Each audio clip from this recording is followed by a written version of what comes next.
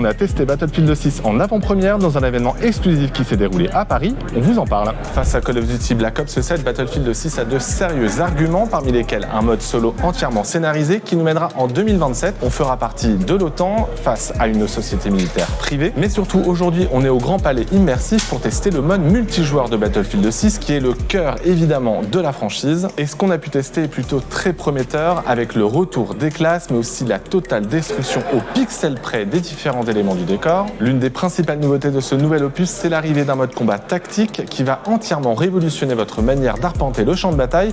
Et ça, on en parle avec Florian Lebihan qui a notamment designé les combats du jeu. Ça fait 3 ans que je travaille sur ce jeu, où on a toujours des classes un peu différentes d'un Battlefield à l'autre, et on a voulu s'assurer que toutes les grandes features du jeu, par exemple comme la destruction, puissent devenir vraiment importantes dans l'expérience de jeu. On a essayé des classes assez différentes, et on est arrivé sur ça: assaut, ingénieur, support et éclaireur. Pour ceux qui ont joué à Battlefield 3, Battlefield 4 se rappelleront un petit peu de ce format qui marche vraiment bien. On a regardé à Battlefield 3, à Battlefield 4, et on sait que ce sont des jeux qui sont...